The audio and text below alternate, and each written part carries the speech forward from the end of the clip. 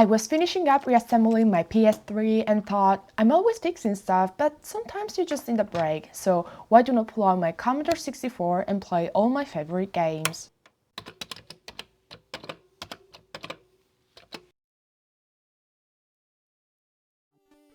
So let's start with the great Genesis released in 1987, and let's dive into level 1. This is where you get a feel for the game's mechanics, and of course it might remind you of Super Mario, but I think it has its own twists. For example, it seems like the gems and the enemies are placed in a way that encourage exploration rather than just rushing, which is a big difference from Super Mario. And a lot of C64 games actually remind me of Nintendo's titles. For example, Wizard feels a lot like Mario vs. Donkey Kong on the Game Boy SP, but C64 games seem to have a higher difficulty. Here, for example, the jumps feel like they require more precision. And I've heard that the game was pulled out of the market shortly after it was released, probably because of its similarities to Super Mario, and if I'm not mistaken, there was also a Nintendo DS game called Genesis, and level complete. Alright, jumping into the Aztec challenge, this game is a true classic known for its intense difficulty and unique level design. The first level, the Gauntlet, is iconic and you have to dodge spears while running toward the temple, and I think it's a lot about timing and precision, and it's a bit nerve-wracking sometimes. This game, I think, was originally released for the Atari in 1982 and then revamped for the Commodore 64 in 1983 with much better graphics and music, and the soundtrack here really adds to the tension. Let's see how far I can get, but usually I don't manage to go very far. And I really don't know when I have to jump or load down to avoid the spear. I don't think I ever managed to get this far. Not very far. Alright, let's dive into Arkanoid, and this is one of the most iconic brick-breaking games, released in 1986, and it's like a modern twist on Breakout, but with power-ups and enemies that make it way more dynamic. I read somewhere that the game's story involves escaping from a mothership named Arkanoid after it's destroyed, so who knew a brick breaker needed lore? But I do think that for this game I need the other type of joystick, the one with the knob that you can adjust. In that way I can move the platform better, because like this I really just can't hit it at all.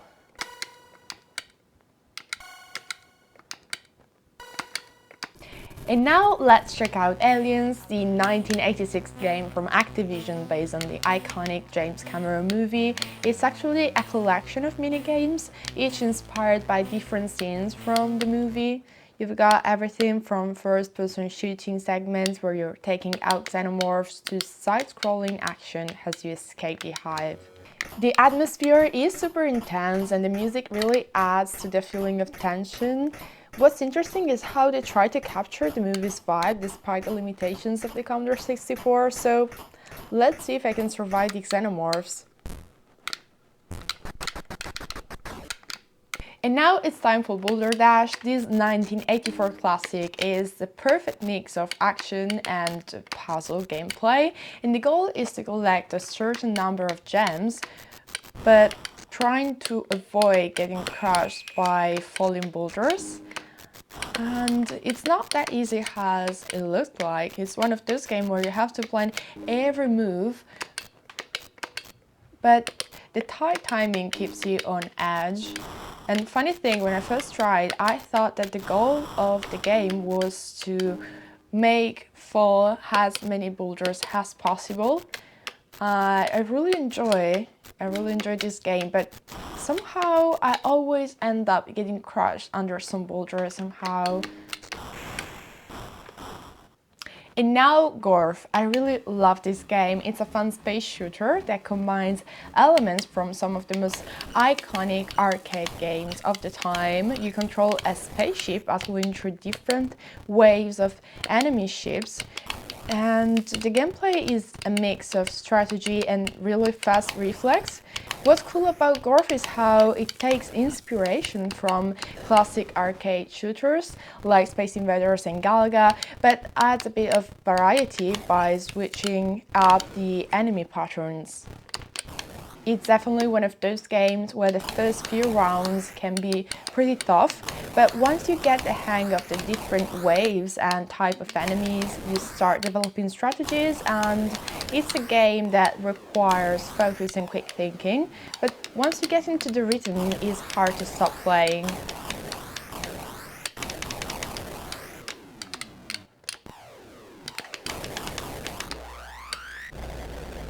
Next up is Uridium. This 1986 shoot 'em up is a fast-paced classic where you pilot a sleek spaceship, the Manta, to take down massive enemies, dreadnoughts, and the graphics and the smooth scrolling were, I think, groundbreaking for the Commodore 64 at the time. And one thing I love about this game is how it combines speed with precision.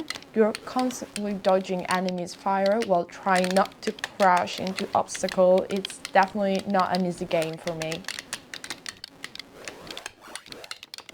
And now it's time for Batland. I really enjoy this game. It's a bit repetitive, but it's one of those games that keeps me coming back. It's kinda similar to Mario Kart in a way, with all these tracks you need to complete while avoiding obstacles. Even though the levels are similar, the challenge doesn't get old. I love how each track feels different and you always got to stay alert for those surprise obstacles. Plus, the more I play, the more I get into that rhythm of dodging and avoiding obstacles, and I really can't stop myself once I start. It's kinda annoying when I crash into the other cars, but once you go ahead, it's not a problem anymore. I think I might won this. And finished. And now let's dive into Barbarian. This 1987 classic is one of those games that mixes brutal combat with a bit of strategy. You control a Barbarian warrior and your goal is to defeat your opponent in a one-on-one duel. And the controls might take a bit to get used to, but once you get the hang of it, the fighting feels fluid, and what I love about this game is how the character feels powerful, and one well-placed hit can end the match. Besides, the fighting mechanics are simple but effective, and timing is everything here.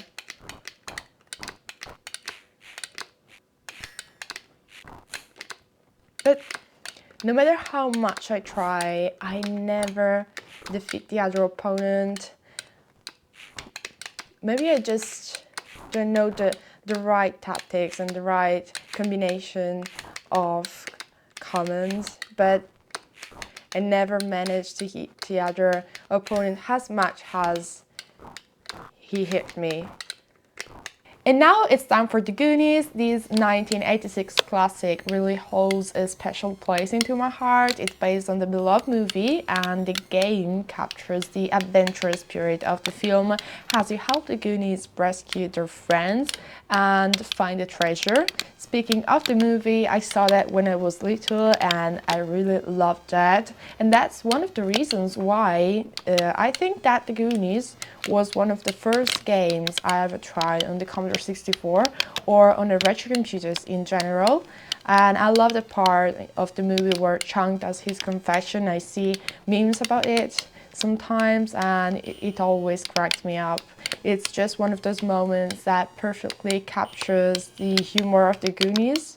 Now it's time for Bobble, and it's a simple yet addicting platformer where you control two little dragons, Bob and Bob, as they blow bubbles to trap enemies and clear the screen. The levels get more challenging as you progress, definitely, and there's this great balance between strategy and reflexes, and I love how cooperative the game feels, especially when you're playing with a friend. It's the kind of game that's easy to pick up but tough to master. Employing bubbles to trap enemies is simple, at least the concept, but figuring out the best way to pop them is what makes the game fun. You have to be quick and think on your feet. It's also very colorful and I love the vibe of the game. It's one of those games that's just fun to look at as much as it is to play. I love Turrican. You control a cyber warrior in a series of levels filled with enemies, traps and bosses. And I like it because it's also a mix of exploration other than combat, and what stands out for me is the combination of thigh controls and the variety of weapons you get to use. And I found it a bit similar to other classic action platformers like Metroid or Contra. And after its success for the C64, I think that Turrican was also ported for multiple platforms, including the Amiga, the Atari ST, and even the Sega Mega Drive.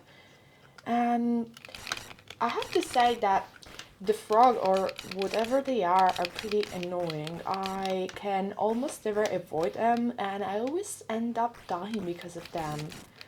And however, in this case, the strategy of constantly shooting seems to work quite well. Enemies also tend to spawn unexpectedly, so either you keep firing or you need lightning fast reflexes.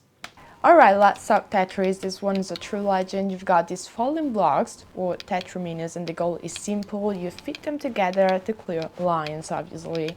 And what makes Tetris so addictive is how one mistake can end the game, but you're always just one line away from getting back on track, and you think you're done after one round, but then you're like, just one more game, and it's one of those games that hooks you in before you even know it, you've lost track of time. But I have to admit, I'm really bad at Tetris, unfortunately, even if I played with it so many hours in the Game Boy Classic. Next up is Super Xana. Now, this is the first time I'm trying it, so I'm going blind here. From what I can tell, it's a classic shooter with some pretty unique features. You pilot a ship through different levels, dodging obstacles and taking out enemies, but the perspective makes everything feel a bit more intense. You got that isometric view, which is something you don't see every day, and it adds a cool twist to the gameplay. I'm not going to lie, the controls feel a bit tricky at first, especially because you don't only go left and right, but also up and down, and I'm sure I'm going to crash because I'm not going to pay enough attention to that. And the ship's movement are a bit different from what I used to.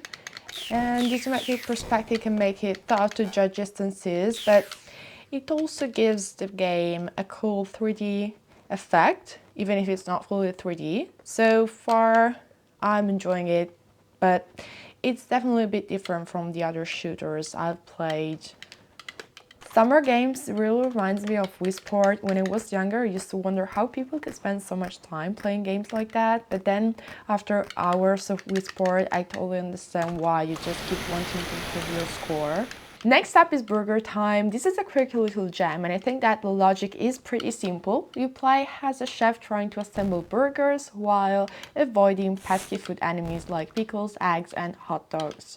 What makes this fun is how you have to drop the ingredients into the plates below while making sure you don't get squished or caught by the enemies. And it's a mix of strategy and action, and it's surprisingly addictive. The controls might seem simple at first, but there's a lot of strategy involved. You really have to rush and don't allow enemies to catch you. You need to plan your movement and make sure you're always one step ahead of the enemies while trying to get the burger ingredients in place. And when I was younger, I used to search for online games that were pretty similar to this one, and BurgerTime really reminds me of those. And there were actually quite a few games like this, even one where you had to assemble cakes, but that one was definitely less dynamic than BurgerTime, and you didn't have the enemies, you just had to assemble cakes. I think I used to play with that when I was really little. I really like R-Type. You take control of the R9 spacecraft and battle through waves of alien enemies with your trusty weapons. One thing that always gets me is the alien that appears from below, the orange alien. It almost always gets me, no matter how many times I play. I can never quite avoid it, but that's also what I love about the game. It really tests your reflexes, and even when I get caught, it always makes me want to try again. Each time I feel like I can do better, and basically my strategy is to stay as far as possible so I have more time to shoot the enemies, and I just keep firing even when there's nothing on the screen. You never know when something might appear and pop up. It's better to stay alert and just keep shooting. I have to say that something that is very difficult is the final alien. I can never beat it, even with all the power-ups. Maybe there's a specific spot I need to hit or a specific point I need to shoot, but I'm not sure. I've never watched many R-type gameplay because I don't like taking shortcuts by watching other play, and I want to figure out all the game's tricks on my own. And every single time I can't beat it. In Dig Dug, you need to trap your enemies and take them out without getting caught yourself. The controls are pretty simple, but the key is figuring out the best way to trap the enemies, and you can inflate them or drop rocks on them when they are underneath, and as the levels progress, the enemies get faster. So it kind of reminds me of Pac-Man for that reason. And some enemies always manage to slip past me somehow. Alright, time to dive into the last ninja. You play as a ninja, obviously, in a quest to defeat the evil Shogun. And what I like about this game is how it's not just about fighting, but there's also a bit of exploration and even some tricky puzzles along the way. And also, it's almost impossible to dodge all the enemies' attacks. No matter what I do, they always seem to land a hit. And don't even get me started on crossing the river. Every time I try to jump across the stones to the other side, I end up falling into the water. And now Paradroid. This game is truly special. It's a mix of action, strategy and a bit of science fiction flavor. You control a robot tasked with taking over other malfunctioning robots aboard a spaceship. It starts off simple, but soon the game throws a lot at you. New type of robots, enemies and more complex levels. It forces you to think on your feet, and sometimes I think it's less about direct combat and more about sneaking around and avoiding enemies, especially as soon as you progress with the levels. The enemies get tougher and tougher, and you really can't control them anymore. I really have a hard time trying to control enemies that are above 500. I really love Lode Runner, but it can also be nerve-wracking sometimes. It's especially tough when you're just one item away from completing the level and then get caught. Or when you're trapped with no way out, no escape left, and you can't go anywhere. You can't go left or right, and the game just keeps speeding up, making it even harder as the enemies close in faster. And the controls are pretty simple, but the challenge comes from how the levels get progressively harder. The more you play, the more creative you have to be to avoid the enemies, and sometimes it just feels like there's no way to win, but that's what keeps coming me back, figuring out how to escape those impossible situations. And even though it's easy to get frustrated, every time I manage to escape or to complete a level, it feels like a huge victory. Next up is Ghostbusters. I really like this game because, of course, I love the movie, and you control a team of ghost hunters trying to capture ghosts around the city. And the game is split into parts, one when you're driving the Act 1 through the city, and the other where you actually catch the ghosts in a haunted building. And one thing I always struggle with is figuring out the best strategy to trap the ghosts. I know you're supposed to avoid crossing the streams and try to catch them when they're in the middle of the trap, but I never seem to get it right. I always end up running out of guys and having to go back to restock on manpower. Actually, I've never tried international karate before, but I played a lot of karateka and I really like the atmosphere with the Mount Fuji on the background. And I have to say that the logic here feels pretty similar. I'm not sure if the difficulty ramps up later on, but for now it seems pretty straightforward. And now JumpMan, which is such a good game because it constantly keeps you on your toes, and each level introduces new traps and enemies, so you have to stay sharp and adapt.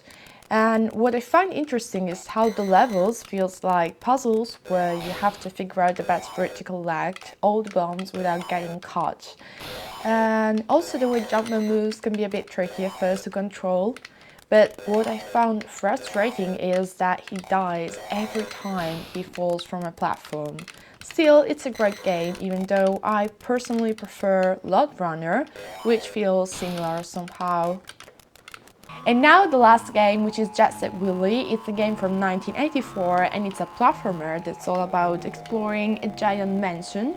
You play as Willy, obviously, a man who has to clean up his mess after a wild party.